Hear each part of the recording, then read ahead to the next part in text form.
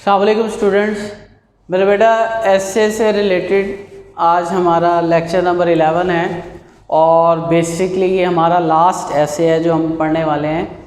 इसका मतलब ये नहीं कि आपके सिलेबस में एसेस ख़त्म हो चुके हैं या हमने पढ़ लिए हैं। रिमेनिंग एसेस अब हम चैप्टर्स ख़त्म होने के बाद पढ़ेंगे, ठीक है। अब मैंने आपको जितने भी एसेस अब तक करवा दिए हैं मेरा बेटा, प्लीज़ उन्हें सीरियस होकर अभी से तैयार कर लें, प्रिपेयर कर लें, और जितने भी इम्पॉर्टेंट एसेस थे वो सारे हमने कवर अप कर लिए।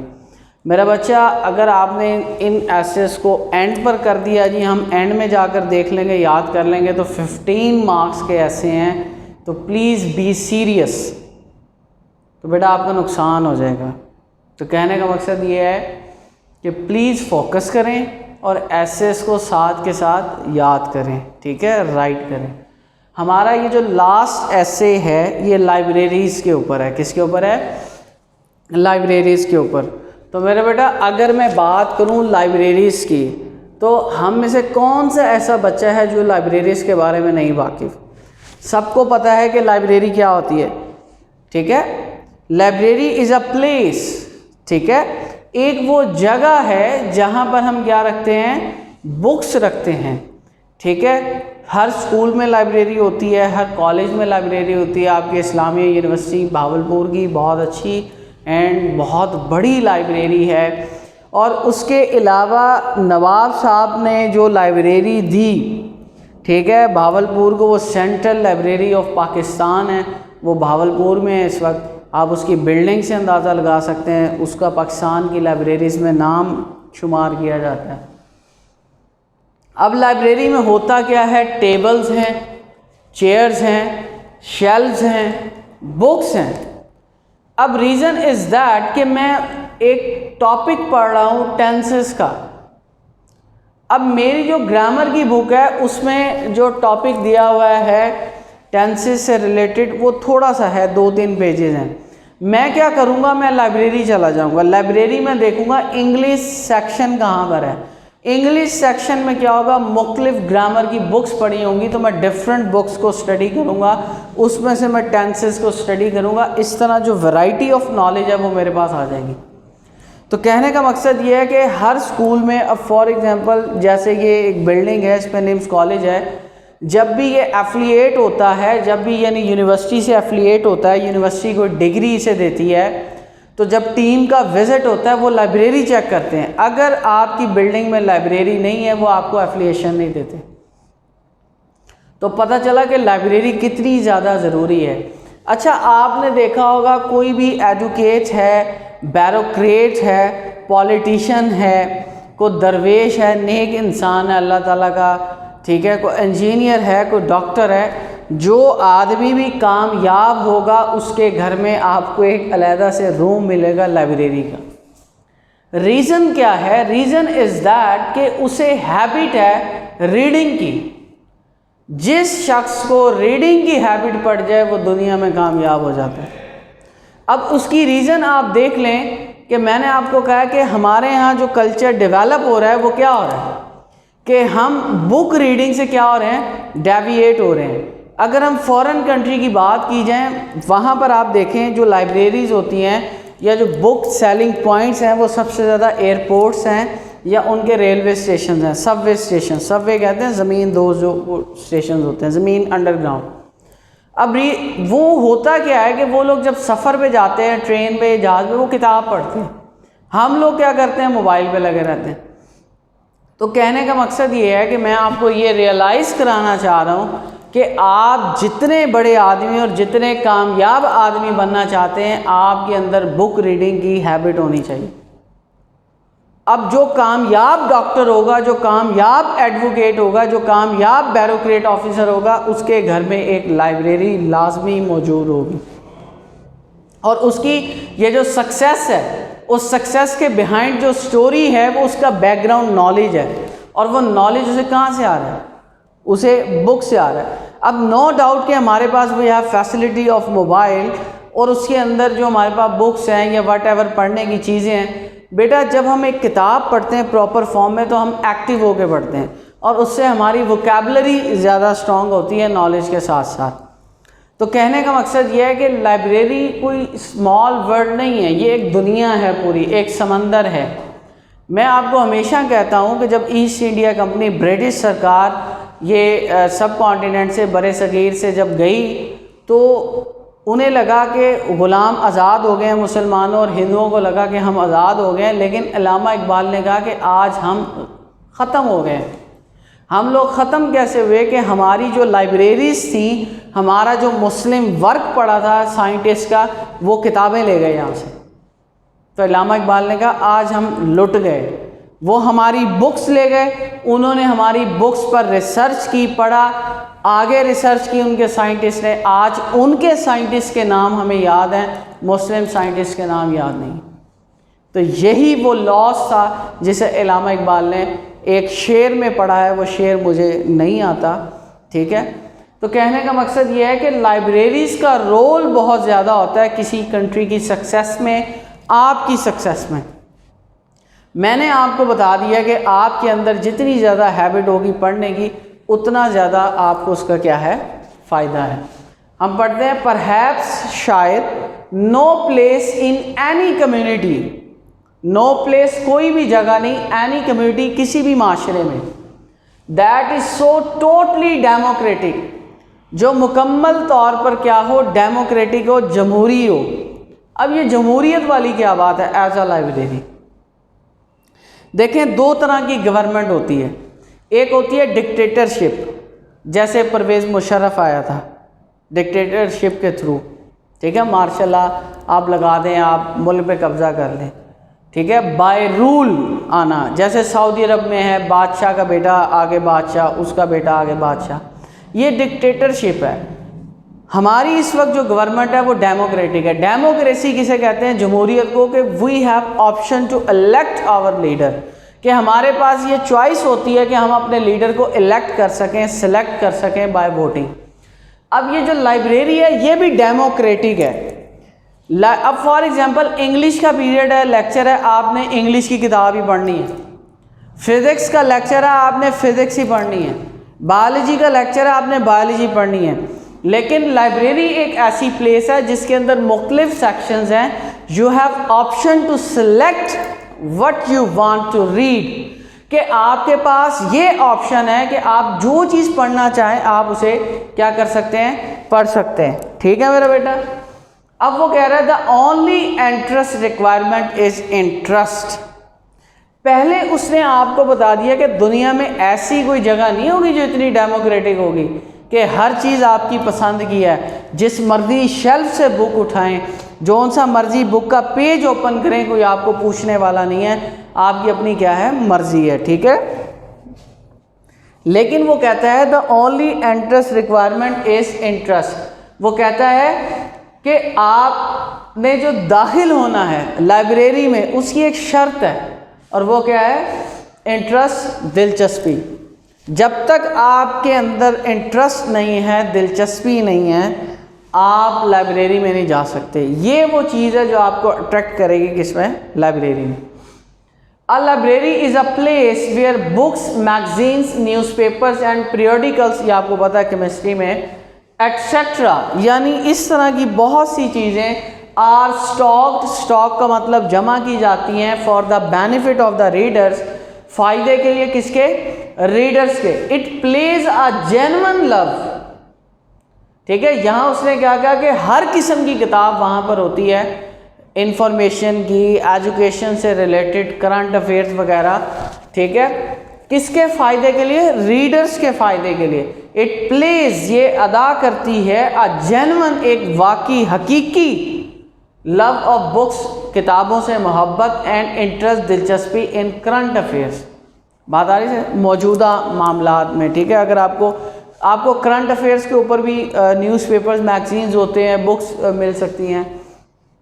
नॉलेज इज़ अ ट्रेजर, ये आप बचपन से पढ़ते आ रहे हैं, इल्म एक ख़जाना है जो चोरी नहीं हो सकता। हकीकत कि हर चीज़ चोरी हो सकती है, लेकिन आपका ये जो ख़जाना है इल्म का, ये चोरी नहीं हो सकता। इज़ एन ओल्ड सेइंग, ये एक पुरानी कहावत है। Books are considered a good carrier of this treasure. अब आपने जो बचपन से पढ़ा है कि इल्म एक ख़जाना है, तो ये ख़जाना कैसे आ रहा है? कोई चीज़ तो है जो इस ख़जाने को लेकर आ रही है। बात आ रही है समझ में? ठीक है। तो कहने का मकसद, for example here is my watch, ये एक वॉच है, ये यहाँ से यहाँ आ रही है, इसका कैरियर मैं हूँ, लाने वाला। तो इल्म जो है उसका भी तो कोई ना कोई कैरियर होना चाहिए। तो किताबें इस ख़जाने का कैरियर हैं। ये जो ख़जाना, ये जो दौलत आपने अपने दिमाग में स्टोर की हुई है, इसका कैरियर कौन है? किताबें। ठीक है। A good book is an invaluable asset. Asset किसे कहते हैं? दौलत, जायदाद। एक अच्छी, उसने अच्छी किताब क्यों लिखी है? अक्सर बुरी किताबें भी होती हैं जो लोगों के जहन ख़राब कर देती हैं। ठीक है, इसलिए उसने कहा जो अच्छी किताब है वो इनवैल्यूएबल, यानी उसकी कोई कीमत नहीं है। ठीक है, वो अनमोल एक एसेट कहते हैं जायदाद को, वो एक ऐसी जायदाद है। Libraries are store houses of books. जिस तरह आपके घर में एक स्टोर हाउस होता है जिसमें आप पेटी वगैरह, बिस्तरे वगैरह रखते हैं, तो ये एक स्टोर हाउस है जहाँ पर किताबें रखी जाती हैं। इन लाइब्रेरीज के अंदर बुक्स आर अरेंज, बुक्स क्या हैं? उन्हें तरतीब दी जाती है, केप्ट, रखी जाती हैं अकॉर्डिंग टू देयर सब्जेक्ट्स। यानी मैंने आपको पहले बताया रैंक्स बने हुए हैं, आप फ़ौरन देखते हैं English section, Urdu section, math section, biology section. ठीक है, तो वो सेक्शन वाइज होती हैं, सब्जेक्ट वाइज। ठीक है। Thus there is no difficulty for the readers in finding any book of their choice। इसीलिए जो रीडर्स होते हैं उन्हें परेशानी नहीं होती, वो अपनी पसंद की किताब को क्या कर लेते हैं? ढूंढ लेते हैं। बात आ रही समझ में? ठीक है। No other on this earth, ठीक है, इस ज़मीन पर कोई भी नहीं, ठीक है, could challenge a nation's existence. अब यहाँ पर ये एक बड़ी ज़बरदस्त बात आ रही है, ज़रा इसे गौर से देखें। क्या कह रहा है? 10 चनाचे देर इज़ नो, अच्छा ये हमने पढ़, no other on this earth could challenge, इस ज़मीन पर कोई भी चैलेंज नहीं कर सकता अ नेशंस एग्जिस्टेंस, एक नेशन की एग्जिस्टेंस को, when its libraries are full of readers and books. बात आ रही है समझ में? कि जब उसकी लाइब्रेरी जो है वो रीडर्स के साथ और किताबों के साथ भरी हुई है। वो कहना ये चाह रहा है कि अगर किसी भी कौम में लाइब्रेरीज हैं और वहाँ पर रीडर्स हैं और किताबें पढ़ी जा रही हैं, इसका मतलब वो जिंदा कौम है, वो लोग मुर्दा नहीं हैं। ये देखें ना, उनकी एग्जिस्टेंस की बात हो रही है कि वो हैं, वो जिंदा हैं। ठीक है। वन कुड ईजीली प्रिडिक्ट, हर कोई आसानी से प्रिडिक्ट कर सकता है, यानी अंदाज़ा लगा सकता है नेशंस फ्यूचर, कौम की किस्मत का, by watching the condition of its libraries, उसकी लाइब्रेरीज की हालत देखकर।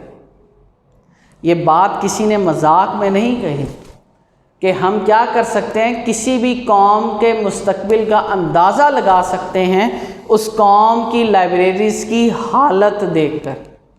मैं अगर अभी भी भावलपुर की सेंट्रल लाइब्रेरी में चला जाऊं, कोई रीडर ही नहीं है। इसलिए तो पाकिस्तान इतना पीछे है। अब आप देख लें कि हम इतना पीछे क्यों हैं, हमारी लाइब्रेरीज खाली हैं। अच्छा, एक प्रोवर्ब मशहूर है कि नवाब साहब की यारी थी इंग्लैंड वालों से, मलका विक्टोरिया से। ठीक है, अब देखें ना, इनकी अंग्रेज़ों से बड़ी यारी थी। जैसे एससी कॉलेज में सादिक एजर्टन जर्नल था लाहौर का, उसका नाम लगा दिया। विक्टोरिया हॉस्पिटल में विक्टोरिया का नाम लगा दिया। मेरा बच्चा, अगर वो अंग्रेज़ों के साथ उठते बैठते थे, उन्हें तालीम की अहमियत का पता था कि education is the most necessary element which plays a role in the progress of any nation. SPS Sadi public school नवाब साहब ने दिया, इस्लामिया यूनिवर्सिटी नवाब साहब ने दी। ठीक है, SG हाई स्कूल नवाब साहब का दिया हुआ है, SC कॉलेज सादिक एजर्टन नवाब साहब का दिया हुआ है। बात आ रही है समझ में?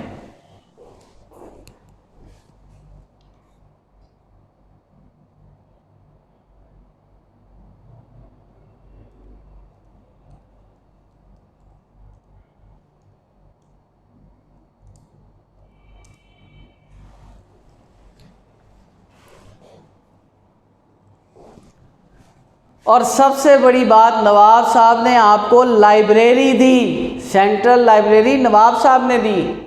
इसका मतलब कि नवाब साहब जानते थे कि किसी कौम की तरक्की तब तक नहीं हो सकती जब तक उस कौम के पास लाइब्रेरी ना हो। कितनी बड़ी लाइब्रेरी दी उन्होंने आपको, कभी जाके विज़िट तो करें। उसकी हालत तो हमारी गवर्नमेंट ने ख़राब की हुई है ना, स्पेस तो इतनी ज़्यादा है। कहने का मकसद ये है कि नवाब साहब जानते थे कि what is the value of library behind the success of any nation, कि किसी कौम की तरक्की के पीछे लाइब्रेरी का क्या रोल है।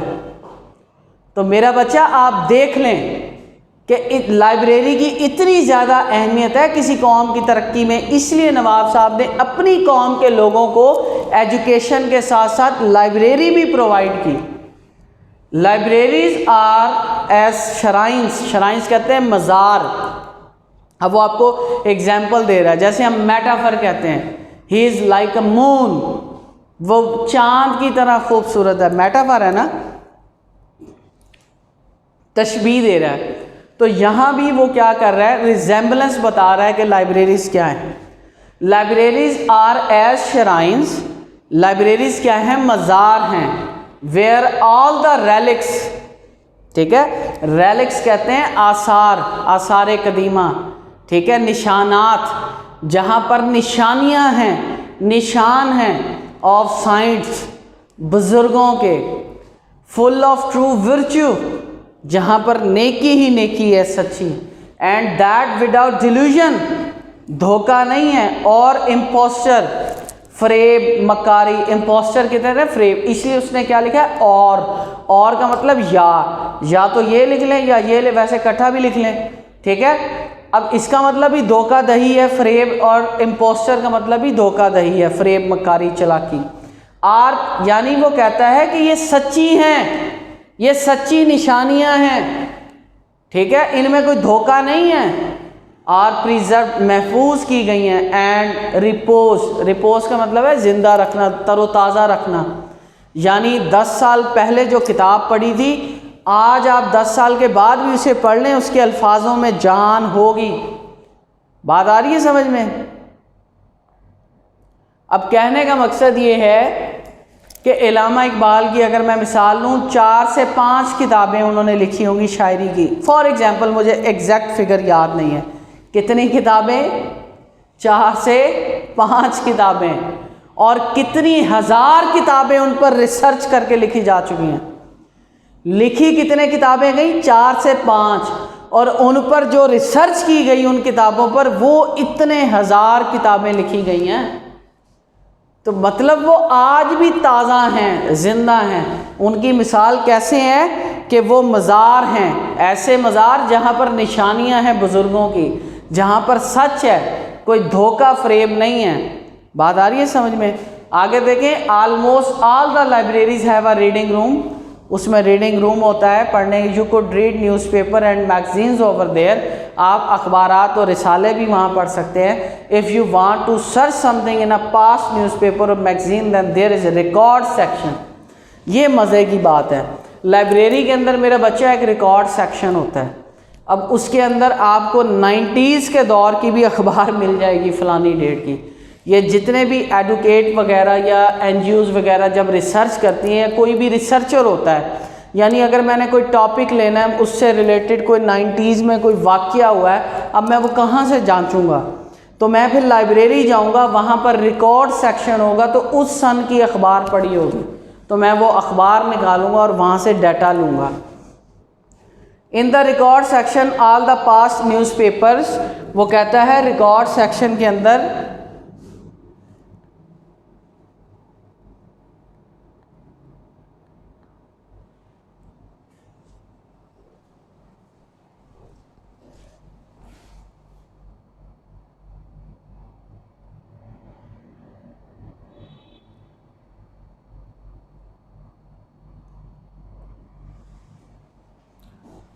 तो मेरा बेटा वो क्या कह रहा है, वो कह रहा है रिकॉर्ड सेक्शन के अंदर क्या होता है, all the past newspaper and magazines are filled up and arrange, कि वो वहाँ पर मौजूद हैं, ठीक है, और अरेंज हैं, ये नहीं कि आपको ढूंढना पड़ेगा, वहाँ ईयर वाइज है 1991 जनवरी फरवरी मार्च अप्रैल जुलाई, पहले ईयर वाइज फिर मंथ वाइज कि ऐसे न्यूज़पेपर पढ़े और फिर डेट वाइज, यानी अरेंज हैं, यानी अगर आप कोई चीज़ सर्च करना चाहते हैं तो ईजिली ढूंढ सकते हैं। ठीक है, a good library has a variety of books, एक अच्छी लाइब्रेरी में वैरायटी होती है किताबों की। One could find books on literature, ठीक है, लिटरेचर पे होती हैं, साइंस पे होती हैं, fine arts, medical, engineering, fiction, fiction कहते हैं अफसाने को, मनगढ़ंत चीज़ों को, नावल वगैरह वो भी होते हैं। रिलीजन, ठीक है, रिलीजन क्या होता है, मज़हब, मज़हब के ऊपर कॉमेडी, मज़ाहिया, ठीक है। वन कैन रीड और borrow books if one has the membership of that particular, particular कहते हैं ख़ास, अगर वो या तो किताब वहाँ पढ़ सकता है और अगर उसके पास उस लाइब्रेरी का मेंबरशिप कार्ड है तो वो किताब को इशू भी करवा सकता है।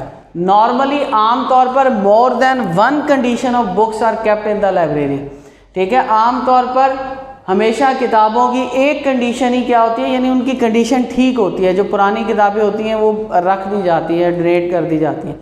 अक्सर लोग लाइब्रेरीज बुक्स भी लाइब्रेरीज को डोनेट करते हैं।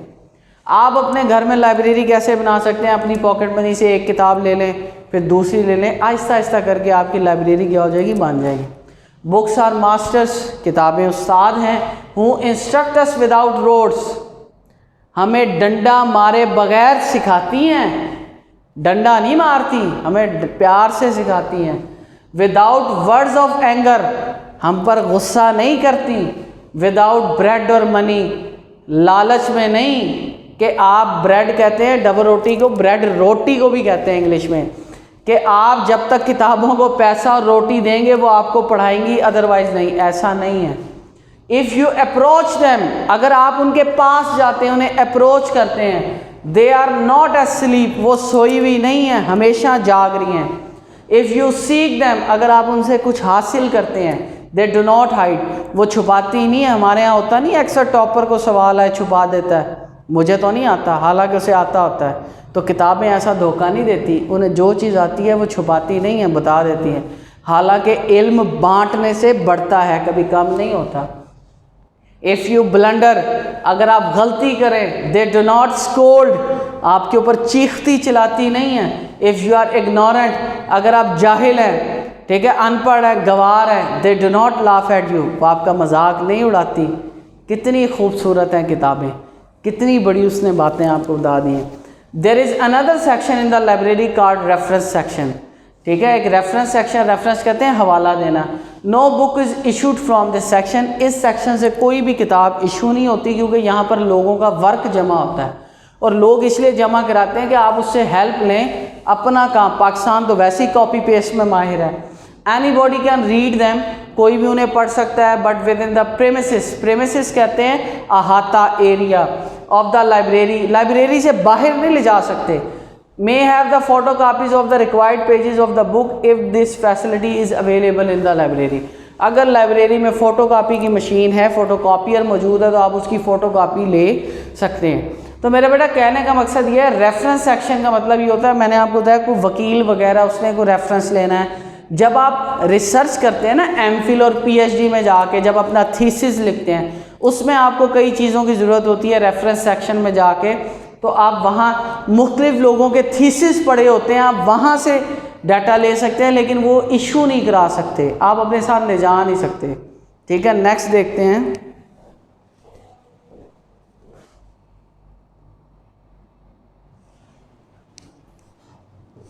Libraries have certain rules which are observed by everybody, observe का मतलब फॉलो करना। लाइब्रेरीज के कुछ ख़ास असूल होते हैं जो हर कोई क्या करता है, ऑब्जर्व करता है, उसकी पैरवी करता है। Nobody is allowed to talk louder in the library, किसी को इजाज़त नहीं होती वो ऊंचा ऊंचा बोले, वहाँ खामोशी होती है और ख़ामोशी में तो पढ़ा जाता है। A library is a best place to prepare notes on almost any topic. मैंने आपको बताया है कि टेंसेस के टॉपिक पर आपकी ग्रामर की बुक में थोड़ा मटेरियल है, जब आप वहाँ जाएंगे मुख्तलिफ ग्रामर की बुक्स पढ़ी होंगी, उसमें से डाटा देख लिया, उसमें से तो आपके नोट्स बहुत अच्छे तैयार हो सकते हैं। Now days modern libraries have facility of computer internet. अब ई लाइब्रेरी आ गई, यानी लाइब्रेरीज़ के अंदर कंप्यूटर और नेट की सहूलत भी मौजूद है कि कोई चीज़ देखनी है आप गूगल से भी देख सकते हैं। लाइब्रेरीज़ आर पब्लिक प्रॉपर्टीज़, ये पब्लिक प्रॉपर्टीज़ होती है, ये जायदाद होती है आवाम की। We should do our best to use them properly, हमें ख़ास तौर पर उन्हें इस्तेमाल करना आना चाहिए।